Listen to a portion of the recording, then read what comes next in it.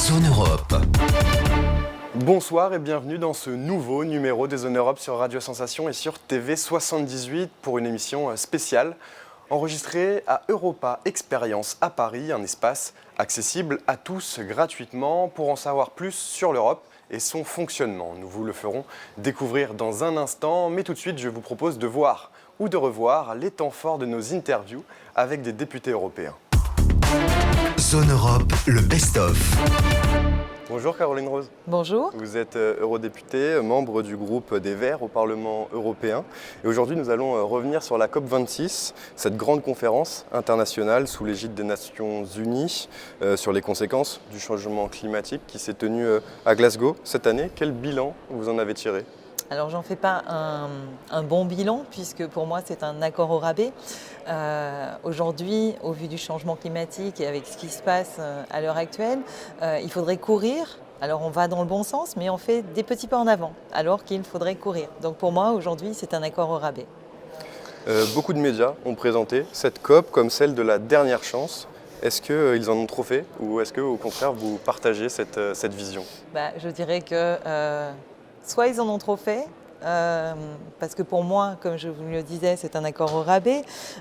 C'est quand même inquiétant de voir qu'aujourd'hui, il y a un fossé qui se creuse entre les engagements et la réalité.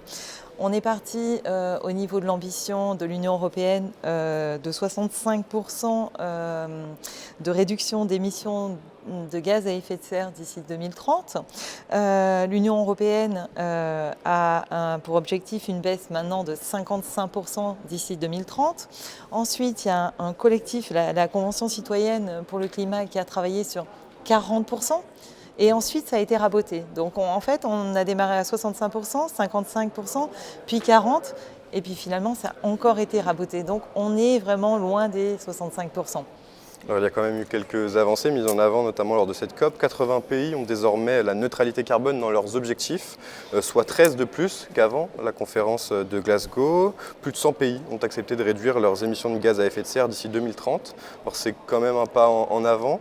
C'est encore trop insuffisant ? C'est encore trop insuffisant puisque, comme je vous l'ai dit, entre 65% et moins de 40%, on est vraiment très très loin du compte. Alors, plus de 120 pays qui représentent environ 90% des forêts du monde se sont engagés à stopper et à inverser la déforestation d'ici 2030. Là encore, c'est une bonne chose ou c'est trop insuffisant ? Disons que pour moi, c'est insuffisant. Je suis sceptique sur ce qui s'est dit puisque je me dis qu'il y a quelques années, on en parlait déjà. Pour moi, c'est une schizophrénie de notre politique commerciale sur la déforestation. On importe la déforestation. Donc à un moment donné, je pense que des paroles, il faut arriver aux actes. Qu'est-ce qui aurait, selon vous, aurait dû être pris comme engagement lors de cette COP26 pour faire avancer les ambitions concernant le climat ?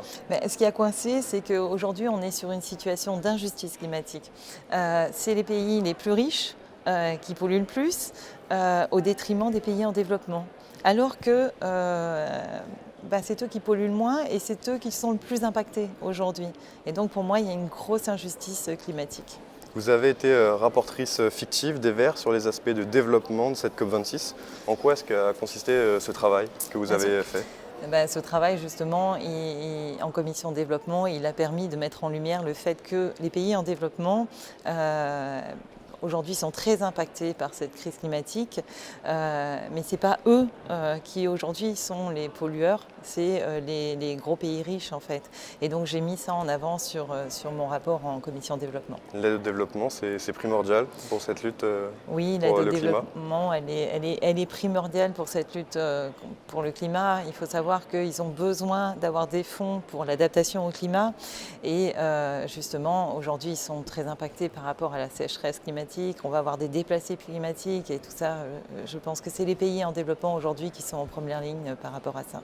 Une nouvelle COP devrait être organisée en 2022. Quels seront alors les enjeux pour l'année prochaine, les mêmes que ceux qui sont produits cette année ? J'espère qu'il y aura beaucoup plus d'enjeux et que ce sera plus contraignant que la COP d'aujourd'hui, qui pour moi a été une COP au rabais. Donc j'aimerais bien qu'on aille vers des engagements qui soient contraignants. Et peut-être si le président de la République en 2022 sera un président de gauche ou écologiste, peut-être que ça permettra de faire avancer les choses, vous pensez? Oui, je pense bien. Oui, oui. Il faut des écologistes au pouvoir. En Allemagne, justement, les Mhm. écologistes sont désormais au gouvernement, dans une coalition avec les sociaux-démocrates et les libéraux. Alors comment est-ce que vous avez accueilli cette nouvelle? Alors je l'ai très bien accueilli cette nouvelle parce que justement il faudrait au gouvernement beaucoup plus d'écolos. En France bientôt c'est la présidentielle, on aimerait bien qu'il y ait un écolo président en France.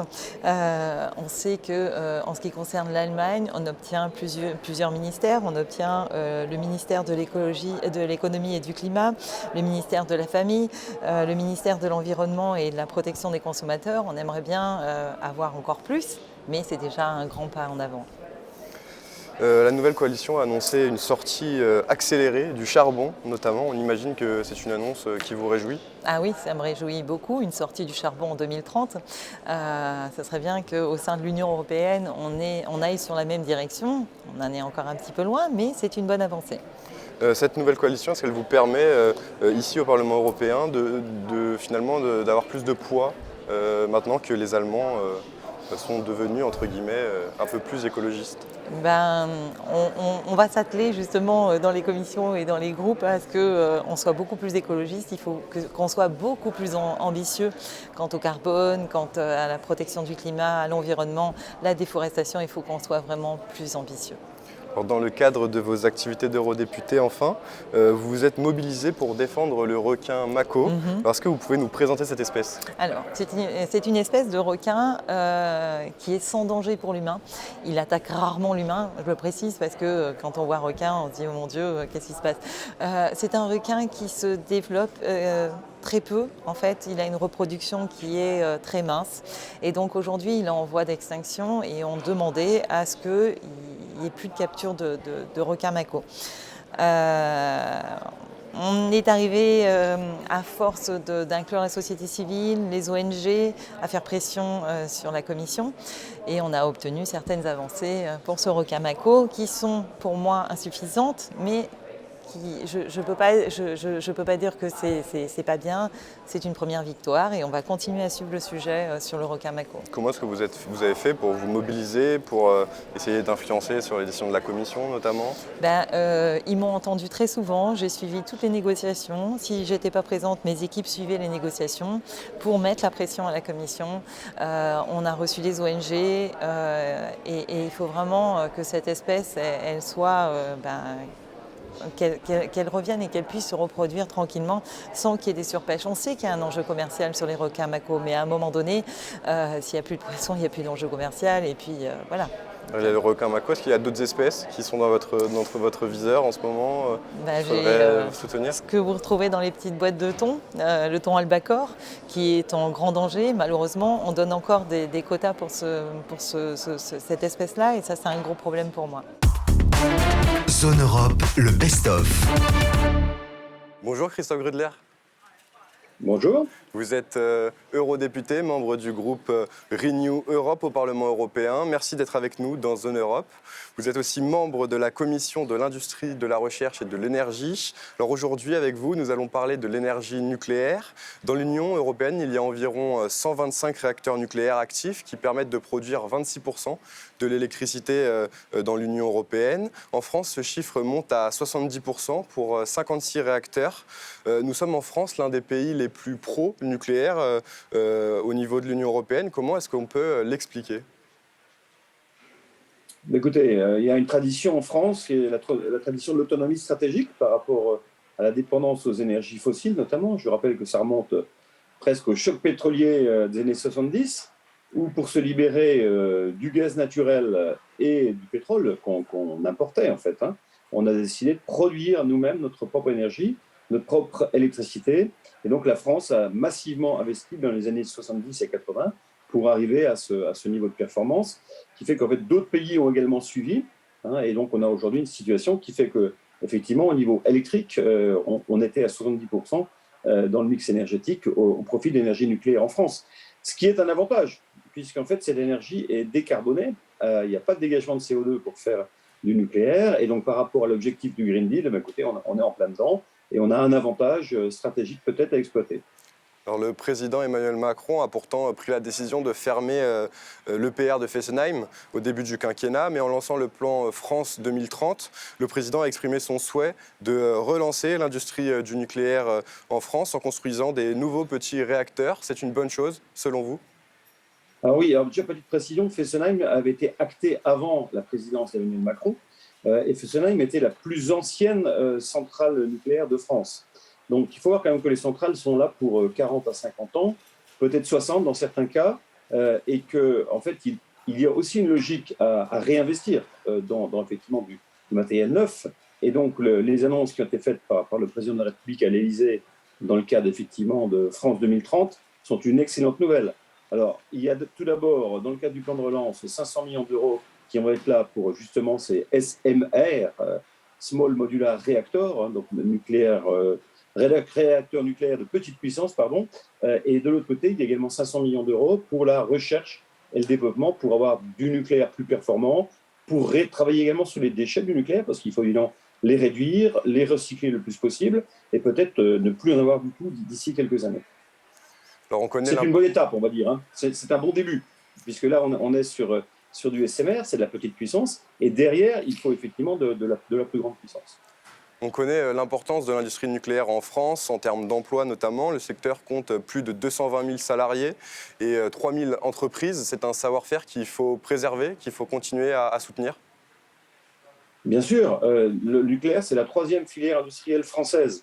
Donc il faut évidemment le soutenir, comme l'automobile d'ailleurs, hein, qui est en pleine mutation également en raison de l'arrêt programmé des moteurs thermiques. Donc il faut accompagner les secteurs en mutation. Et puis, il faut réinvestir massivement dans le nucléaire. On n'a pas le choix.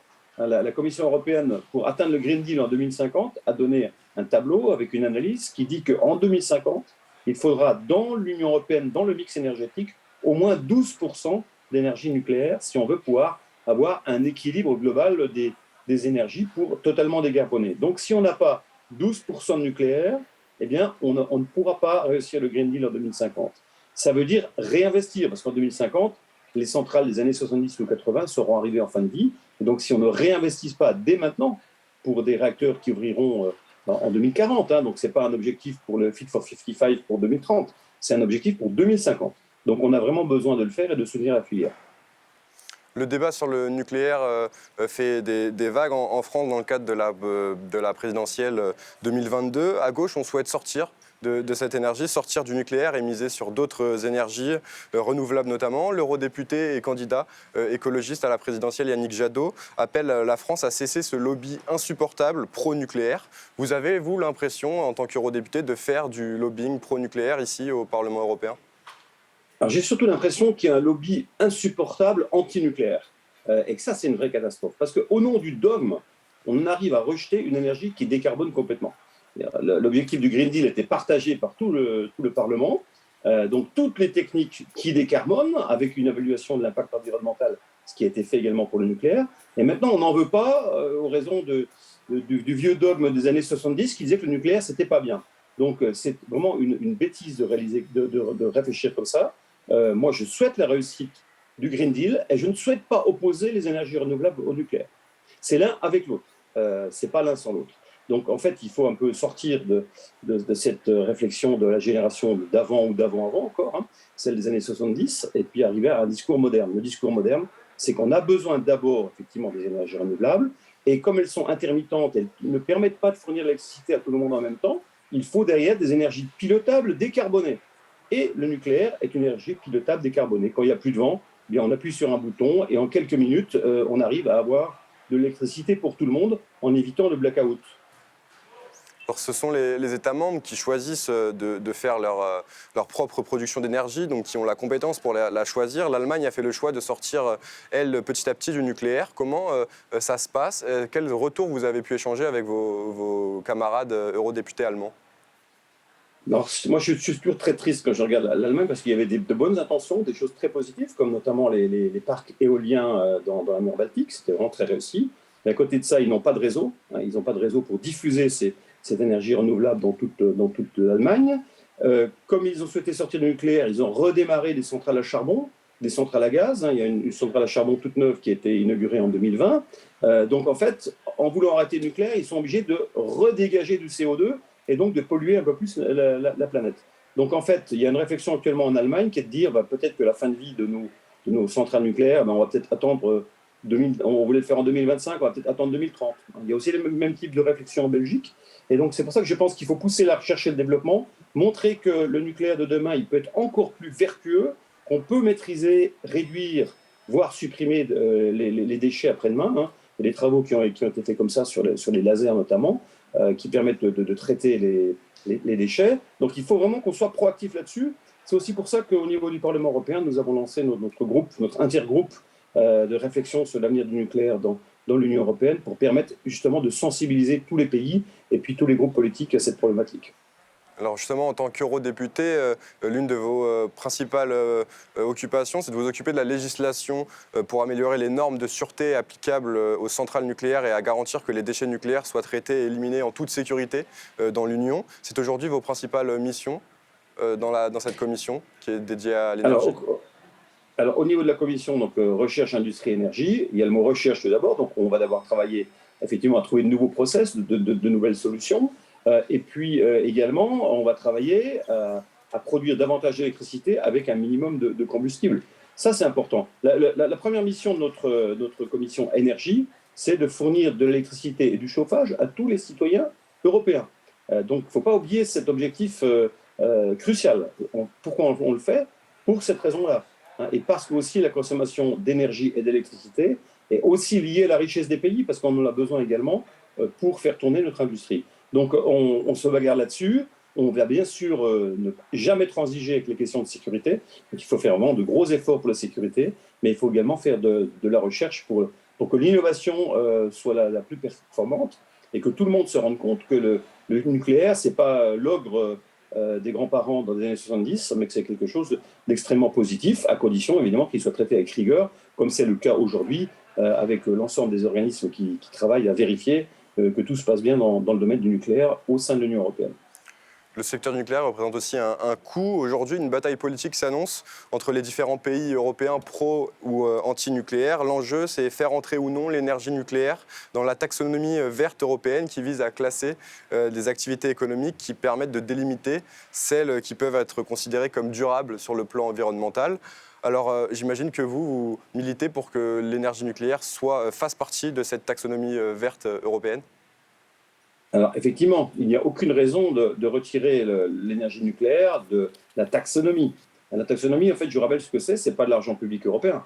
La taxonomie, c'est un classement des énergies par rapport à l'objectif de décarbonation pour permettre à des capitaux privés de pouvoir investir dans ces domaines-là sur recommandation de banques d'investissement, par exemple.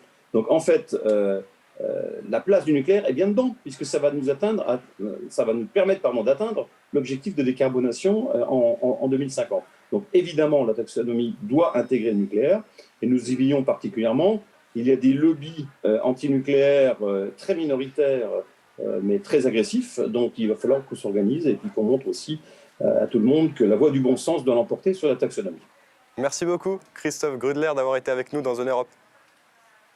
Merci à vous. Je rappelle que vous êtes eurodéputé, membre du groupe Renew Europe et membre de la Commission de l'Industrie, de la Recherche et de l'Énergie au Parlement européen.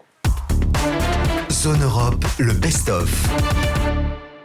Bonjour Marc Botenga. Bonjour. Vous êtes eurodéputé belge, membre du groupe de la gauche au Parlement européen. Nous allons parler avec vous de la réforme de la politique agricole commune, la PAC, qui a été approuvée par le Parlement européen en cette fin d'année.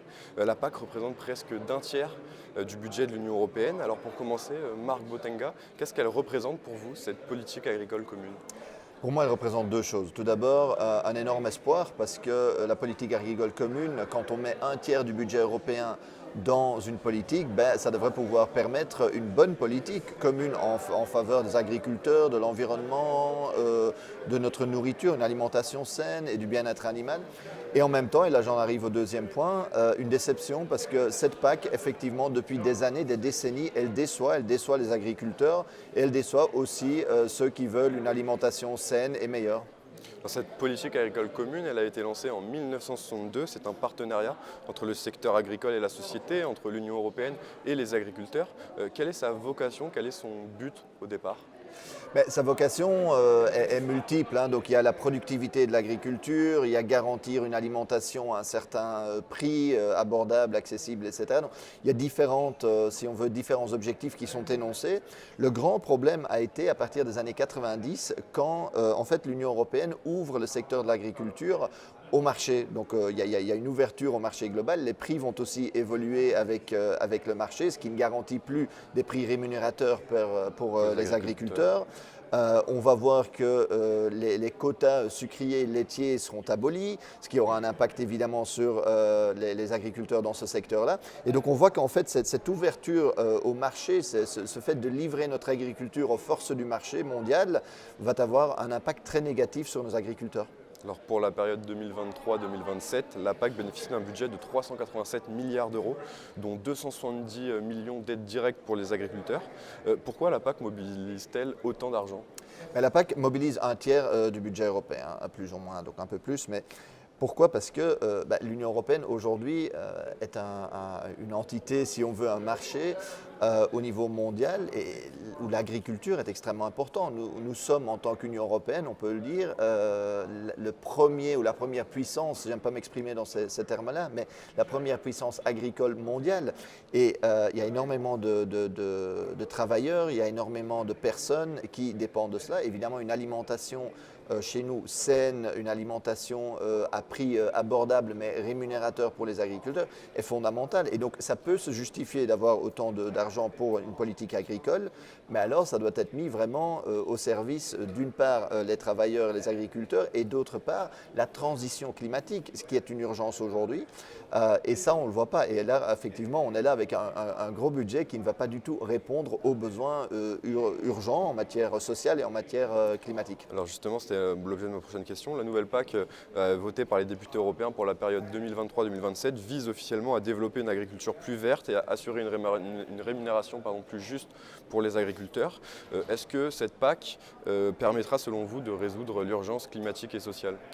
Non, ça c'est bien le problème. C'est la raison pour laquelle je ne l'ai pas soutenu, parce qu'on a une urgence d'abord sociale. Donc en Union européenne, il faut, si on veut parler chiffres, la dernière décennie, plus ou moins, il y a eu environ un quart des exploitations agricoles qui ont disparu, qui ont fermé. En Belgique, en Wallonie, que je connais un peu plus, ce n'est plus considéré comme un métier d'avenir. Donc les jeunes ne veulent pas, les agriculteurs à partir de 50, 60 ans qui veulent arrêter ne trouvent pas forcément de jeunes ou pas de jeunes qui veulent reprendre, etc. Donc c'est désastreux. Il y a en France, je sais, des suicides dans le secteur agricole qui sont très importants. Et donc on a cette urgence sociale. Et qu'est-ce qu'on voit, c'est que, on laisse le marché jouer son rôle. Et deux, les pansements, si on peut dire, qui sont le paiement redistributif, donc qui doivent compenser un peu, ou le plafonnement des aides, qui devrait faire que les grandes entreprises, les grandes exploitations agricoles ne reçoivent pas trop de soutien par rapport aux petites, est mis à des niveaux absolument absurdes, genre 100 000 euros comme plafond, tandis que chez nous, par exemple, les petits agriculteurs demandaient entre 50 et 60 000 euros comme plafond. Bon, vous voyez bien quand le plafond réellement approuvé est de plus du double, enfin à peu près le double, évidemment ça ne va pas répondre aux besoins sociaux de ces agriculteurs-là. Zone Europe, le best-of. Je vous le disais, Europa Experience, c'est un lieu interactif et gratuit qui permet de découvrir l'Europe. D'ailleurs, il existe des espaces similaires à Rome, Helsinki ou encore Berlin. L'occasion de se mettre dans la peau d'un eurodéputé et d'en savoir plus sur ce que fait l'Europe dans notre quotidien. Des jeunes ont pu visiter Europa Experience avant leur départ en mobilité avec la Maison de l'Europe des Yvelines. Reportage. La raison principale, c'était pour instaurer la paix. En apprendre plus sur l'Union européenne et voyager tout en restant à Paris, c'est possible. Tout au long du parcours, les visiteurs découvrent des installations en réalité augmentée et même un cinéma à 360 degrés. Donc c'est un film de 8 minutes environ qu'on passe en boucle ici en bas. Et c'est un film qui parle un peu de l'histoire de l'Europe, pourquoi nous, Européens, on s'est mis ensemble dans cette union, quelles sont les raisons. Et donc il y a un peu d'historique, mais après il y a aussi, surtout aussi une partie sur les défis futurs aussi, et pourquoi on doit rester ensemble. Autre expérience interactive, cette carte, au sol. À l'aide d'une tablette, les visiteurs peuvent réviser leur géographie et s'informer sur divers projets européens partout sur le continent. Alors donc aujourd'hui, on est avec des jeunes du programme Move In, organisé par la Maison de l'Europe. C'est des jeunes en insertion professionnelle qui vont faire un stage Erasmus à Dublin ou Malaga. L'idée, c'est qu'ils partent en ayant connaissance de qui finance ce projet, et donc l'Union européenne, les institutions et les différents États membres, comment s'organise l'Union européenne et à quoi elle sert. Avant de partir en mobilité en Irlande et en Espagne, ces jeunes, originaires des Yvelines, ont pu en apprendre plus sur les institutions et sur les eurodéputés français. Alors, durant cette visite, je me suis rendu compte que l'Union européenne a joué sur beaucoup d'aspects, que ce soit dans la société en France, mais dans tous les autres pays, et que c'était très important. On ne se rend pas compte forcément de tout le spectre qui englobe l'Union européenne. Outre Paris, Strasbourg, Bruxelles, Tallinn et Berlin ont déjà leur Europa Experience. Objectif pour l'UE, ouvrir un espace de ce type dans chaque capitale européenne avant les prochaines élections prévues en 2024. Zone Europe, c'est terminé. Vous pouvez retrouver cette émission en replay, en podcast audio et vidéo sur notre site internet et sur notre application Radio Sensation et aussi sur TV78. À la semaine prochaine. Zone Europe sur Sensation.